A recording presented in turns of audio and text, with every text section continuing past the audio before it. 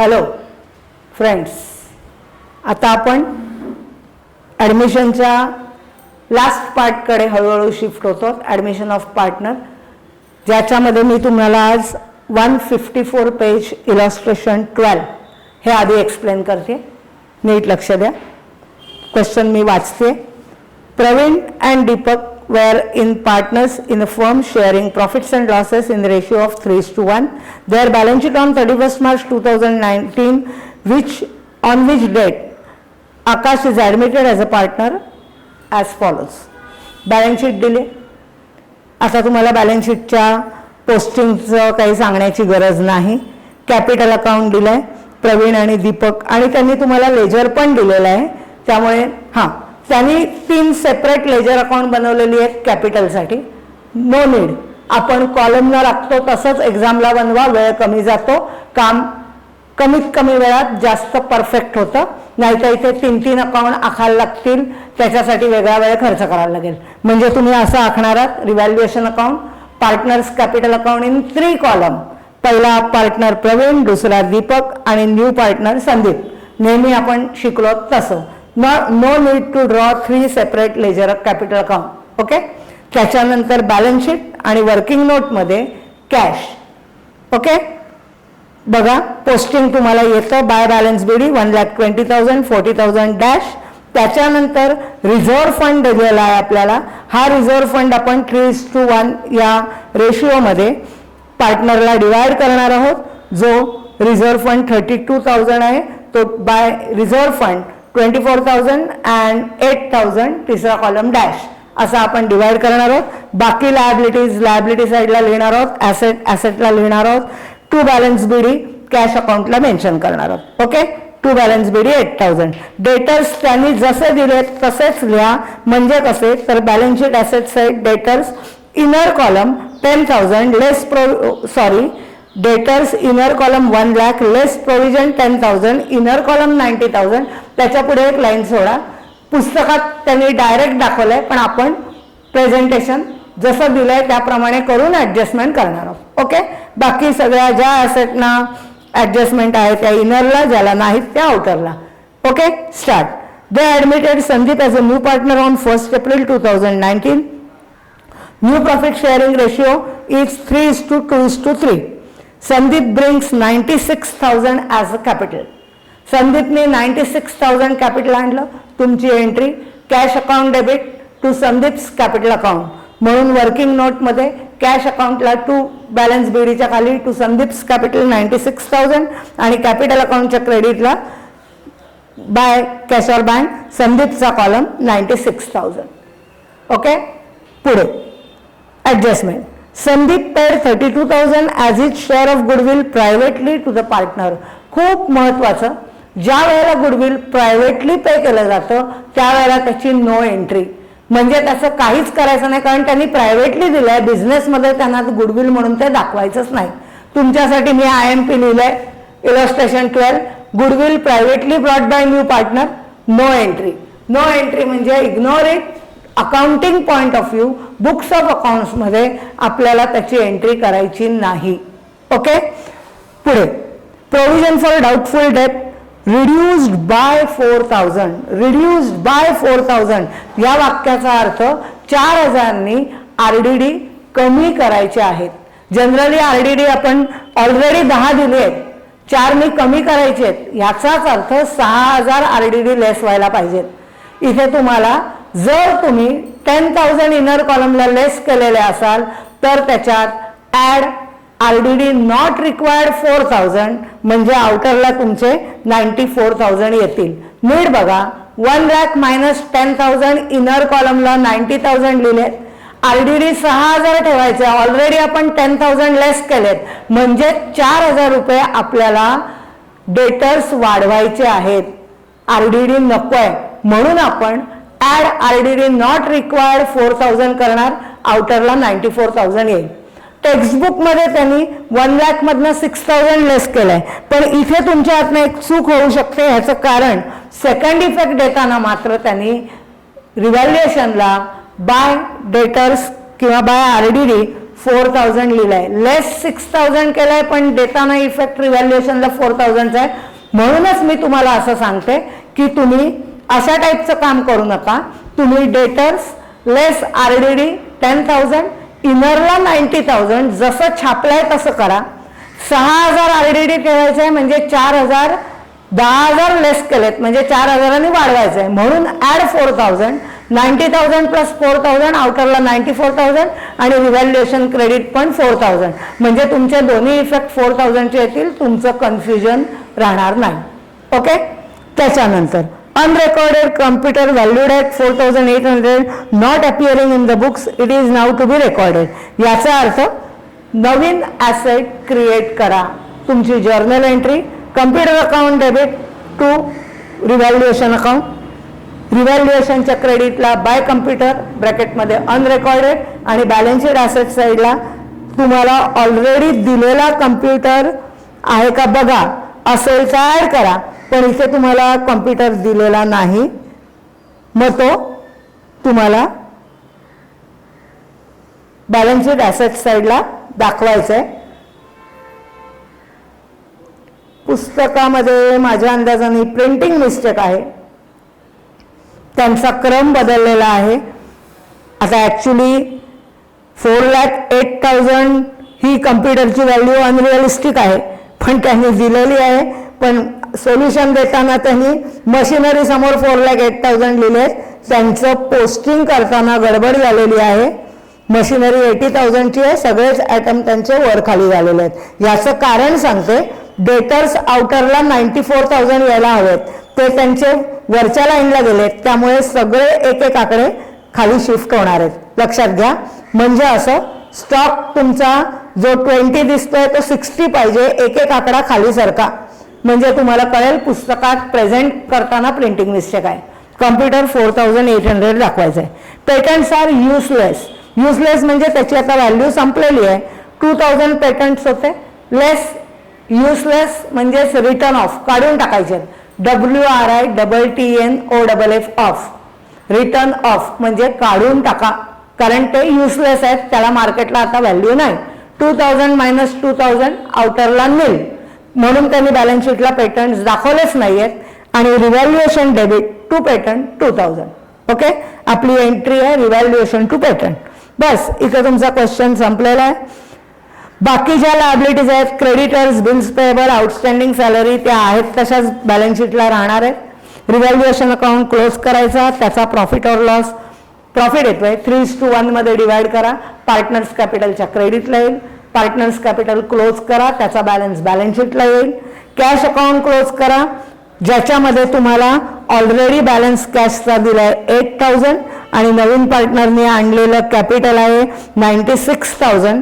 96,000 plus 8,000 bye balance CD 1,04,000. मी परत सांगते, पुस्तकात एक लाईन खाली सरकायची आहे बॅलन्स शीट ॲसेट साईडला, प्रिंटिंग मिस्टेक आहे ती. कॅश 1,04,000. ओके.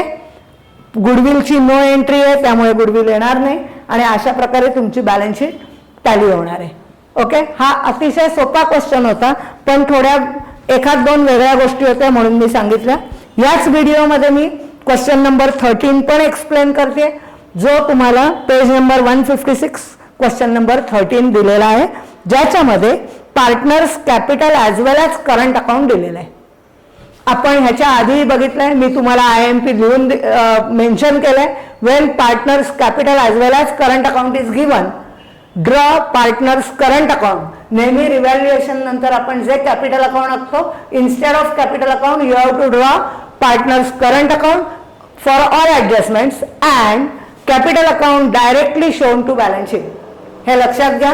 म्हणजेच या क्वेश्चन मध्ये तुम्ही आखणार आहात revaluation account, partners current account in columnar form. आता नवीन पार्टनरचा करंट अकाउंटशी काही संबंध नसतो, कारण त्यांनी अजून बिझनेसमध्ये आलेलाच नसतो, म्हणून त्यांनी ड्रॉच केलं नाहीये. नाही ड्रॉ केलं तरी चालतं. तुम्हाला लक्षात नाही आलं, नेहमीप्रमाणे तुम्ही 3 कॉलम ड्रॉ केलेत तर तिथे काहीच येणार नाही, डॅश येईल. ओके. आणि बॅलन्स शीट बघा. पोस्टिंग तुम्हाला माहिती आहे. पोस्टिंग करताना बॅलन्स शीट लायबिलिटी साईडला असं लिहायचं, partners capital underline, Radha inner column 2 lakh, Vikas inner column 1,20,000 आणि जो नवीन पार्टनर आपण ऍडमिट करणार आहोत त्याचं नाव लिहायचं ऍडजस्ट ओम. तिथे आपल्याला त्याचं कॅपिटल डायरेक्ट दाखवायचं आहे, करंट अकाउंटला दाखवायचं नाही. ओम लिहून जागा सोडून द्या तिथे. ओके. त्याच्यानंतर तुम्हाला करंट अकाउंट ड्रॉ करायचं आहे ज्याला बाय बॅलन्स बीडी आहे 2,400 राधा आणि 2,800 Vikas. Okay. Then loan from Balu.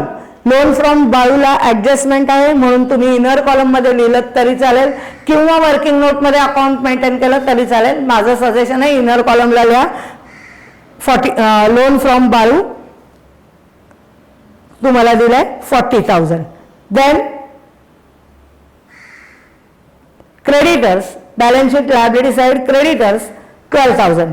Asset साइडला ऍडजस्टमेंट ज्याला आहेत ते inner column. Premises inner column 2,80,000. Furniture inner column 22,800. Stock inner column 52,000. Debtors inner column 18,200 आणि कॅश ॲट बँक अकाउंटला to balance BD 2,20,000. Now we will shift to adjustment. On 1st April 2019, OM was admitted to the firm on following terms. Premises to be valued at 3,40,000. मी तुम्हाला सांगितलं रिव्हॅल्यूड amount outer कॉलमला लिहायची आणि मग इनरशी compare करायची. Premises दिलेले आहेत 2,80,000. रिव्हॅल्यूड amount outer column 3,40,000 म्हणजे appreciation आहे. Add appreciation 60,000. लाईकवाईज फर्निचरच्या बाबतीत इनरला आहे 22,800 आणि आउटरला आहे 20,800. इथे मात्र डेप्रिसिएशन आहे लेस डेप्रिसिएशन 2,000. whereas स्टॉकच्या बाबतीत वन्स अगेन ॲप्रिसिएशन बाय ₹4,000 कारण ओरिजिनल आहेत 54,000 इनर कॉलम रिव्हॅल्यूड आहेत 58,000. बरोबर आहे. आणि डेटर्सला RDD 2,000 लेस होणार. म्हणजेच तुमची एंट्री जर बघायची असेल सेपरेट एंट्री और कंबाइंड एंट्री. आधी सेपरेट एंट्री सांगते. Furniture account debit to revaluation 60,000. Stock account debit 4,000 to revaluation 4,000 आणि revaluation account debit 2,000 to furniture 2,000 आणि revaluation account debit to debtors 2,000 म्हणजे RDD साठी 2 एंट्र्या रिव्हॅल्युएशनच्या डेबिटला. फर्निचर आणि डेटर्स 2 एंट्र्या रिव्हॅल्युएशनच्या क्रेडिटला. Appreciation premises 60,000 stock 4,000. हे तुम्हाला सहज येणार आहे कारण तुम्हाला याची सवय आहे. Then Om should bring 80,000 as a capital. नेहमी आपण कॅपिटल अकाउंट आखल्यामुळे आपण एंट्री कॅश अँड बँकच्या डेबिटला टू ओम्स कॅपिटल आणि कॅपिटलच्या क्रेडिटला बाय कॅश लिहितो. पण इथे आपण instead of capital account partners current account आखलाय त्यामुळे ओमचं कॅपिटल पण डायरेक्ट बॅलन्स शीटला दाखवायचं आहे. ऑलरेडी 2 पार्टनरचं लिहिलंय आणि त्याच्या खाली तिसऱ्या पार्टनरचं 80,000 डायरेक्ट दाखवायचंय. सेकंड इफेक्ट कॅशच्या डेबिटला कॅश ॲट बँकच्या डेबिटला द्यायचं आहे. पार्टनर्स करंट अकाउंटमध्ये कॅपिटलची एंट्री करायची नाही. वेअरॅज गुडविलची एंट्री मात्र करायची. 20,000 as it share of goodwill. It was retain in the business. गुडविलची पहिली एंट्री कॅश टू गुडविल म्हणून कॅशच्या डेबिटला वर्किंग नोटमध्ये टू गुडविल अकाउंट 20,000 आणि गुडविल अकाउंटच्या क्रेडिटला बाय कॅश 20,000. तुम्ही वर्किंग नोट करा. टेक्स्टबुकमध्ये दाखवलेल्या नाही आहेत पण तुम्ही करा म्हणजे तुम्हाला कॅशचा बॅलन्स कसा आलेल कळा लक्षात येईल. ओके. आणि दुसरी entry goodwill account debit to old partners current account. इथे करंट अकाउंट आहे. गुडविलच्या डेबिटला to Radha's current account to Vikas current account 12,000 and 8,000 आणि करंट अकाउंटच्या क्रेडिटला बाय गुडविल राधाचा कॉलम 12,000 विकासचा कॉलम 8,000. तिसरा कॉलम आखला नाही तरी चालेल फक्त करंट अकाउंट असेल तर अदरवाईज नाही. डॅश येईल. आखला असेल तर डॅश येईल. Okay. Then the loan and new partner has given 1/4 share. ही इन्फॉर्मेशन आहे. इथे आत्ता त्याचं काहीच करायचं नाही आहे. The loan of Balu was repaid through NEFT. तुम्ही बॅलन्स शीट लायबिलिटी साईडला बाळूज लोन लिहिलेलं आहे ते NEFT थ्रू पे केलं म्हणजे बँक थ्रू नेट बँकिंगनी पेमेंट केलंय. लोन मधनं लेस रिपेड 40,000, आउटरला 0, म्हणून त्यांनी बॅलन्स शीटला लोन दाखवलंच नाही आहे. आणि वर्किंग नोटमधल्या कॅश ॲट बँकच्या क्रेडिटला बाय बाळूज लोन अकाउंट 40,000. नीट बघा कॅश ॲट बँकला काय काय येणार आहे. तर कॅश ॲट बँकच्या डेबिटला 2,200 आहेत, त्याच्यानंतर कॅपिटल 80,000 आहेत, त्याच्यानंतर गुडविल 20,000 आहेत आणि त्यातनं मायनस होणार आहे लोनचे 40,000. लक्षात घ्या, म्हणजे 62,200 तुमची कॅश ॲट बँकची अमाऊंट उरेल. ओके, बाकी या क्वेश्चनमध्ये फारसं कठीण काही नाही आहे. रिव्हॅल्युएशन अकाउंट तुम्ही क्लोज करायचं आहे, त्याचा येणारा प्रॉफिट ओल्ड रेशिओमध्ये डिवाइड करायचं आहे. तुमची जर्नल एंट्री होते revaluation account debit 60,000 to Praveen Radha's current account to Vikas current account 36,000 and 24,000 respectively. मग करंट अकाउंटच्या क्रेडिटला बाय रिव्हॅल्युएशन अकाउंट और त्याचंच नाव profit and loss adjustment account 36,000 24,000.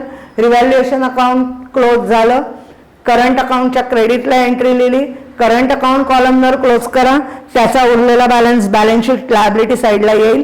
डेबिटला आहे म्हणून लायबिलिटीला येईल. समजा क्रेडिटला आला असता तर तो ॲसेटला लिहायला लागतो. असंही येऊ शकतं एकाचा बॅलन्स डेबिट आणि एकाचा क्रेडिट, तर रिस्पेक्टिव्हली डेबिटचा लायबिलिटीला क्रेडिटचा ॲसेटला असं लिहायला लागलं असतं.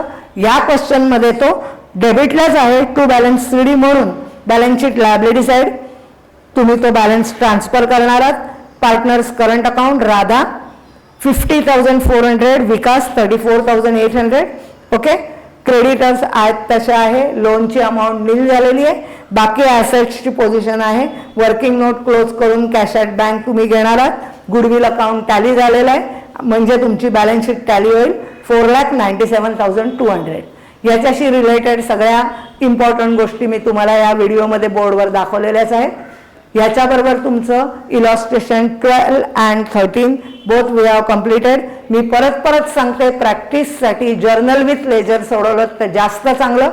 एक्झाममध्ये तुम्हाला आयदर जर्नल और लेजर येतं, but you have to prepare both things. Okay, best of luck. Solve करा, काही अडलं तर मला विचारा, मी आहेच.